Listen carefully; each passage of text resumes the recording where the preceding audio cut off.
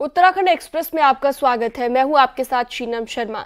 Uttarakhand BJP के वरिष्ठ नेताओं की दिल्ली में आज एक बड़ी मीटिंग होने जा रही है और इस मीटिंग में पार्टी के राष्ट्रीय संगठन महामंत्री बीएल संतोष, प्रदेश प्रभारी दुष्यंत गौतम, प्रदेश के राज्यसभा और लोकसभा के सभी सांसद मौजूद रहने वाले हैं। मुख्यमंत्री पुष्कर सिंह धामी, बीजेपी प्रदेश अध्यक्ष महेंद्र भट्ट की मौजूदगी में होने वाली इस बैठक में उत्तराखंड में आगामी दिनों के लिए कई कार्यक्रम तय किए जाएंगे। इस बैठक में निकाय चुनाव के साथ नवंबर-दिसंबर में प्रस्तावित पंचायत चुनाव की रणनीति को लेकर भी चर्चा की जाएगी। तो बैठक में सभी सांसद मौजूद रहेंगे। आज दिल्ली में बीजेपी की एक अहम बैठक होनी है। उत्तराखंड बीजेपी की ये बैठक सीएम पुष्कर सिंह धामी समेत तमाम बड़े नेता भारतीय जनता पार्टी के मौजूद रहने वाले हैं।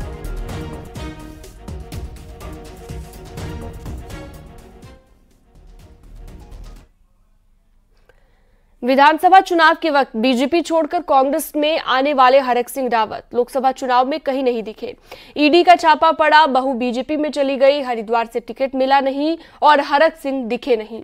और लंबे वक्त तक की चुप्पी के बाद हरक सिंह रावत सामने आए हैं। तो पार्टी से लेकर हरीश रावत तक से हरक सिंह रावत की नाराजगी यहां पर साफ दिखाई दी है। एक रिपोर्ट आपको दिखाते हैं।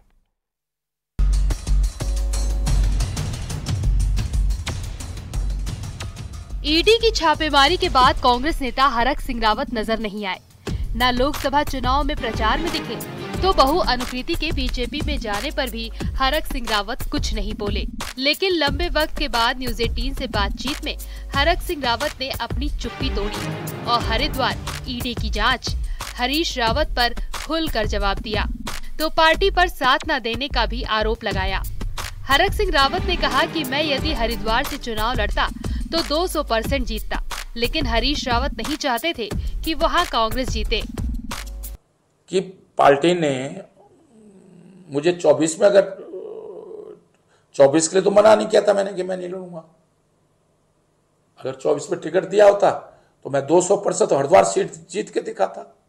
भाई आप हरिद्वार चुनाव लड़े, आप चाहते नहीं थे कि हरिद्वार कांग्रेस जीते। हरक सिंह रावत इस बात से भी नाराज दिखे कि ईडी के छापे के वक्त पार्टी और हरीश रावत ने साथ नहीं दिया। हरक सिंह रावत ने कहा कि जब हरीश रावत ही मुख्यमंत्री की तारीफ करेंगे तो विपक्ष कैसा। नहीं, ईडी देखो, अगर मन साफ है, अगर आप अंदर से साफ हैं, मुझे जेल जाने के लिए सिर्फ थोड़ी डरता हूं मैं, और न मुझे डर था, लेकिन पार्टी खड़ी तो होती मुझे मेरे साथ खड़ी।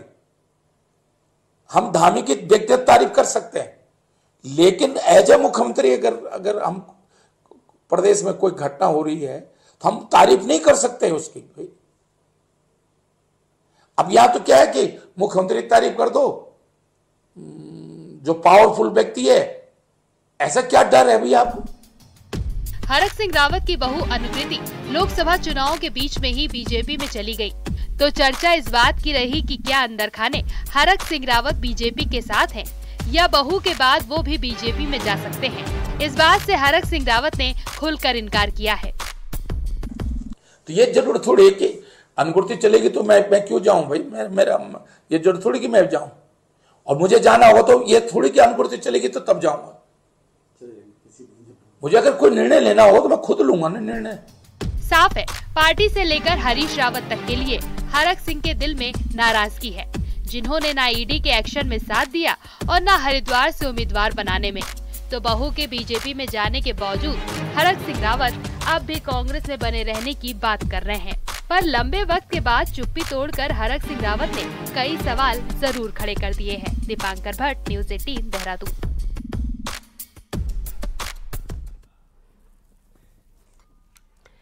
हरक सिंह रावत द्वारा हरीश रावत पर उठाए गए सवाल और लोकसभा चुनाव नहीं लड़ पाने की टीस निकलने पर मंत्री प्रेमचंद अग्रवाल ने चुटकी ली। नैनीताल में कैबिनेट मंत्री प्रेमचंद अग्रवाल ने कहा कि 2 रावतों के चक्कर में हमारा तीसरा रावत जीत गया। प्रेमचंद अग्रवाल ने इसे कांग्रेस की कलह बताते हुए कहा कि उपचुनाव में भी बीजेपी की ही जीत होगी।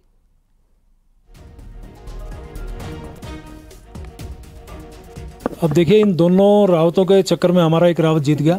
हमारे अपने रावत जी की बधाई है, और वो अपने आत्ममंथन करें, क्योंकि हमेशा आप देखिए ना, कांग्रेस का आज क्या हाल है यहाँ पे। हम उन्हीं के प्रदेश अध्यक्ष कह रहे हैं, हम तो लड़ाना चाह रहे थे अपने दिग्गजों को। जब ये इतना लाचार वहाँ का प्रदेश अध्यक्ष कांग्रेस का होगा तो, और पार्टी का कार्यकर्ता का कोई नेटवर्क आज उनका नहीं है। ग्रीष्मकालीन राजधानी गैरसैंण में अगला विधानसभा सत्र होना चाहिए, ये कहना है नेता विपक्ष यशपाल आर्य का। उन्होंने कहा कि वैसे तो बजट सत्र गैरसैंण में होना चाहिए था, लेकिन ऐसा नहीं हुआ। आने वाला सत्र विधानसभा सत्र गैरसैंण में ही होना चाहिए। मैंने पहले भी कहा है कि गैरसैंण में सत्र जो हमारा सामान्य बजट होना था, पेश होना था, जो हमारा एनुअल बजट था, उसको गैरसैंण में स्थापित करने के लिए, गैरसैंण में चलाने के लिए हमने कोशिश भी की, कहा भी, लेकिन सरकार की नीयत साफ नहीं है। सरकार को गैरसैंण से कोई लेना देना नहीं है। तो हमारा ये कहना कि जो सत्र अब आगामी सत्र है वो गैरसैंण में होना चाहिए। उत्तराखंड में तेज बारिश का अलर्ट मौसम विभाग ने जारी किया है। 27 और 28 जून को तेज बारिश को लेकर अलर्ट जारी हुआ है और मौसम विभाग के मुताबिक 27 जून को मानसून राज्य में दस्तक दे सकता है। वहीं मौसम विभाग ने तेज बारिश की संभावना जताते हुए चारधाम यात्रियों के लिए कहा कि मानसून के दौरान सीमित संख्या में यात्रियों को यात्रा पर भेजा जाए, यानी कि सीमित संख्या में ही यात्रियों को भेजा जाए, क्योंकि मानसून में लैंडस्लाइड का खतरा लगातार बना रहता है, इसलिए लिमिटेड लोगों को ही आगे भेजा जाए।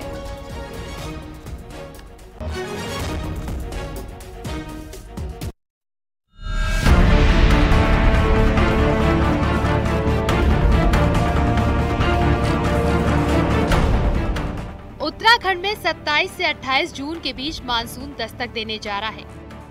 प्रचंड गर्मी के बीच मानसून का बेसब्री से इंतजार हो रहा था।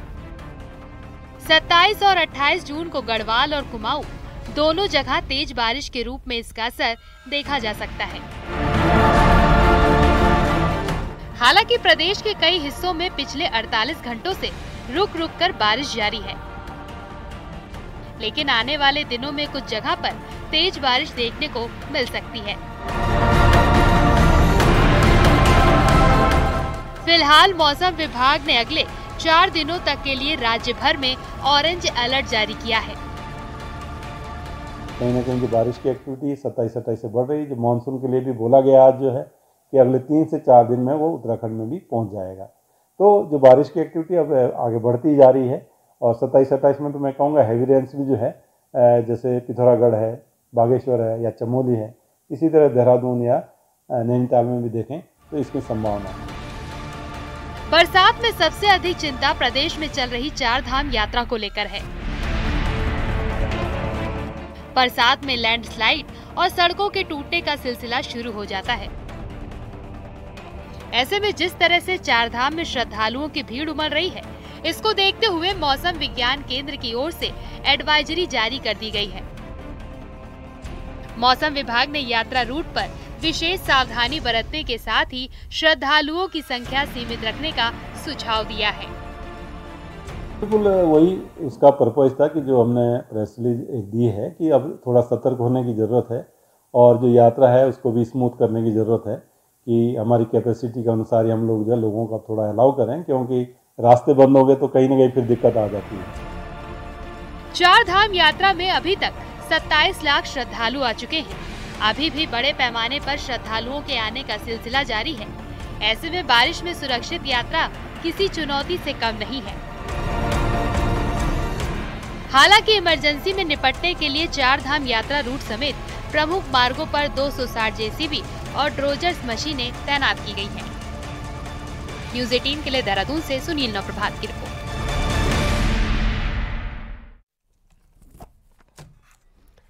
नई टिहरी जिला मुख्यालय के बौराड़ी में पैदल टहल रही एक महिला और उसकी 2 भतीजियों को एक तेज रफ्तार कार ने बुरी तरह कुचल दिया।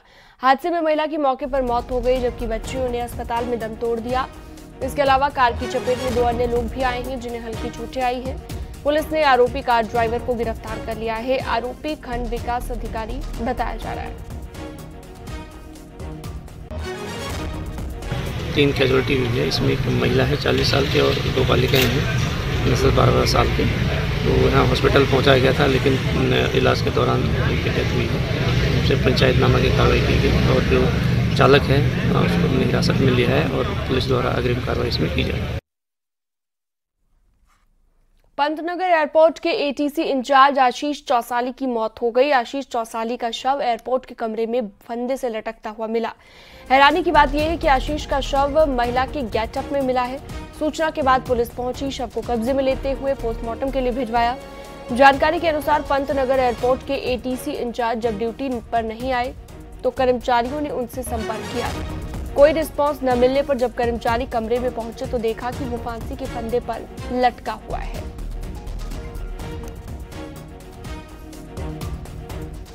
और घटना के कारण और जो मृत्यु का कारण है उसको जानने के लिए हम पंचायतनामा और पोस्टमार्टम की कार्रवाई कर रहे हैं। बाकी जो सामान इनके कमरे से बरामद हुआ, जो इनके मोबाइल है और बाकी डिटेल्स हम लोग इन्वेस्टिगेट कर रहे हैं और इसमें जो भी फैक्ट्स आते हैं उसके बेस पे इसमें अग्रिम कार्रवाई की जाएगी। बस इस दौरान इसको उतारा गया, उस दौरान बता रहे हैं महिला के गेटअप में था, ये सब चीज़ें अब ये इंक्वायरी का पार्ट है और अभी जो भी चीज़ है उस पर हम लोग इंक्वायरी कर रहे हैं। ये इस लेवल पर मैं डिस्क्लोज नहीं कर पाऊँगा।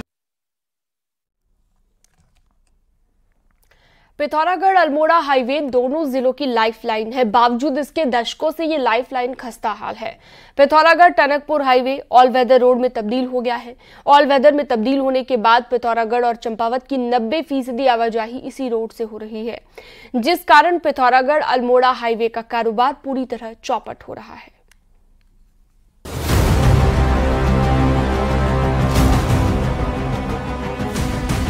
एक दौर था जब पिथौरागढ़ और चंपावत की अधिकांश आवाजाही पिथौरागढ़ अल्मोड़ा हाईवे से होती थी, लेकिन पिथौरागढ़ टनकपुर हाईवे जब से ऑल वेदर में तब्दील हुआ है इस रोड पर सन्नाटा पसरा है। आलम यह है कि आम राहगीरों के साथ ही सैलानी भी ऑल वेदर रोड की मदद से ही पिथौरागढ़ और चंपावत पहुंच रहे हैं। ऐसे में अब सिर्फ अल्मोड़ा जाने वाले यात्री ही पिथौरागढ़ अल्मोड़ा हाईवे की राह पकड़ते हैं। दोनों जिलों को जोड़ने वाले इस हाईवे से यात्रियों की बेरुखी ने 90 किलोमीटर के दायरे में पूरा व्यापार प्रभावित कर डाला है। अल्मोड़ा से पिथौरागढ़ का जो हाईवे है इसका चौड़ीकरण किया जाए, क्योंकि नुकसान क्या पूरी इकोनॉमी खत्म हो गई है। आप ये देखिए जितना व्यक्ति जो टूरिज्म आ रहा है या जो लोग आ रहे हैं, स्थानीय लोग आ रहे हैं, इन्होंने जो रुद्रपुर पिथौरागढ़ जो हाईवे है याला हाईवे पकड़ लिया है, तो कोई आ ही नहीं रहा है अल्मोड़ा हल्द्वानी होते हुए। असल में पिथौरागढ़ अल्मोड़ा हाईवे जहाँ सिंगल लेन है वहीं यह हाईवे पूरी तरह खस्ता हाल भी हो चुका है। ऐसे में यात्रियों ने इस हाईवे से पूरी तरह दूरी बना ली है। दशकों से इस हाईवे को डबल लेन में तब्दील करने की मांगे उठती रही हैं। बावजूद इसके हाईवे को डबल लेन में तब्दील करने की कोई कोशिश नहीं हुई है। लेकिन अब क्षेत्रीय सांसद के केंद्र में सड़क एवं परिवहन राज्य मंत्री बनने से इस हाईवे के दिन बहुड़ने की उम्मीद जगी है। अल्मोड़ा पिथौरागढ़ रोड का 2 लेन करने का जो कंसल्टेंसी है वो ऑलरेडी इनवाइट की जा चुकी है। उसका बिड इस टाइम टेक्निकल इवैल्यूएशन चल रहा है। वो जैसे फाइनल होगा, जो हमारे कंसल्टेंट आएंगे वो पूरा ट्रैफिक सेंसस करके और जो भी रोड वाइडन करने के लिए जो भी उसमें कार्रवाई करने का वो उसका अपना डीपीआर बना के देंगे। पनार से अल्मोड़ा 2 लेन सड़क बनाने की प्रक्रिया गतिमान है। लगभग 77-78 किलोमीटर की सड़क है। अल्मोड़ा से ताकुला बागेश्वर उडियारी बैंड 2 लेन की मंजूरी हुई है, उसमें भी बहुत जल्दी हम काम करेंगे।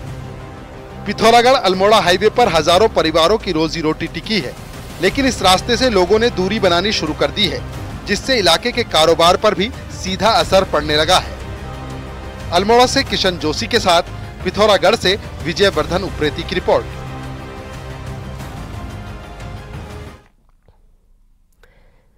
ज्योतिर्मठ में भूधंसाव की वजह से आई दरार के 18 महीने बीत जाने के बाद एक सुखद खबर सामने आई। ज्योतिर्मठ से औली को जोड़ने वाली रोपवे पर जल्द काम शुरू हो सकता है।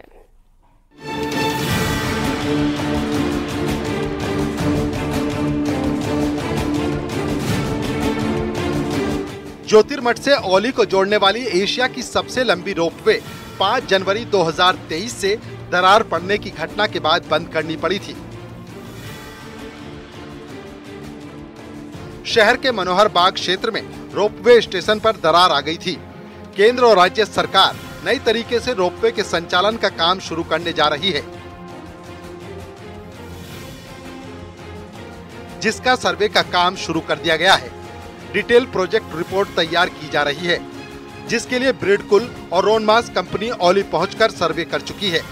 करीब 4 किलोमीटर की रोपवे अब 3 नंबर टावर सुनील से होकर औली गौरसो बुग्याल तक पहुंचेगी। तो वहीं आने वाले समय में हेमकुंड साहिब में भी नई रोपवे लगने जा रही है। वैसे जोशीमठ की एक बहुत बड़ी डिमांड थी कि जोशीमठ से और औली तक अभी तक रोपवे था। औली से गोरसू टॉप तक भी लोगों की डिमांड थी। अब 3 नंबर जो टावर है वहाँ से गोरसू टॉप तक हम नया सर्वे का जो हमने भारत सरकार को भेजा था, भारत सरकार ने उसकी सैद्धांतिक स्वीकृति दे दी है। उसका सर्वे का काम भी पूरा हो गया है। रोपवे बनने से कहीं न कहीं ज्योतिर्मठ में पर्यटकों का आवागमन बढ़ेगा। पिछले 1 साल से जहां ज्योतिर्मठ क्षेत्र में पर्यटकों की संख्या में कमी देखी गई, तो उम्मीद है कि नई तकनीक से बनी इस नई रोपवे का पर्यटक आने वाले वक्त में लुत्फ उठाएंगे। और ये बड़ा सौभाग्य है कि जोशीमठ का जो ज्योतिर्मठ का अस्तित्व बचाने के लिए यहाँ पर्यटक और तीर्थ यात्रियों के आने के लिए एक सुगम स्थल जोशीमठ है, ज्योतिर्मठ है। मैं चाहूँगा कि भारत सरकार और उत्तराखंड सरकार इसको तत्काल इसको पूर्ण करे। केंद्र सरकार की महत्वपूर्ण योजनाओं में हेमकुंड साहिब, केदारनाथ धाम में लगने वाले रोपवे भी शामिल हैं। तो इसी के साथ ही ज्योतिर्मठ औली रोपवे प्रोजेक्ट शामिल हो गया है। उम्मीद है कि जल्द ही अब रोपवे पर काम भी शुरू हो जाएगा। चमोली से न्यूज़ 18 के लिए नितिन सेमवाल की रिपोर्ट। उत्तरकाशी में ट्रैकिंग को लेकर एसओपी बनाने की कवायद जारी है और ट्रैकिंग से जुड़े लोग इसका स्वागत कर रहे हैं। देखिए।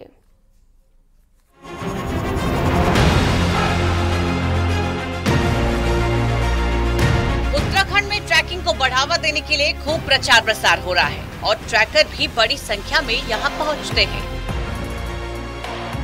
सीमांत उत्तरकाशी जिले में ट्रैकिंग प्रमुख व्यवसाय में शामिल है। वन विभाग के आंकड़ों के अनुसार जिले में हर साल 2 लाख से अधिक पर्यटक ट्रैकिंग के लिए आते हैं। इससे यहाँ पोर्टर, गाइड और स्थानीय ट्रैकिंग एजेंसियों का कारोबार चल रहा है। वहीं मध्य और उच्च हिमालयी क्षेत्र के ट्रैकिंग रूट जोखिम भरे हुए हैं, लेकिन ट्रैकिंग के लिए कोई एसओपी नहीं है। ऐसे में अब प्रशासन ने एक टीम का गठन किया है जो इस पर काम कर रही है। जरूरत महसूस की जा रही है कि ये ट्रैकिंग के अंतर्गत जो भी हमारे ट्रैकर आ रहे हैं और उनमें व्यवस्थित हो, हमारी यहाँ की जो ट्रैकिंग जो लोग करवाते हैं और सुरक्षित हो। तो इन्हीं 2 बिंदु को लेके कि हम लोग जिले स्तर पे क्या हम काम कर सकते हैं, उसमें मैंने एक कमेटी गठन कर रखा है। वो कमेटी प्रत्येक बिंदु पे चर्चा करेगी, संज्ञान लेगी और किस तरीके से हमारी ट्रैकिंग उत्तरकाशी की सुरक्षित हो, व्यवस्थित हो, उसमें हम लोग काम कर रहे हैं।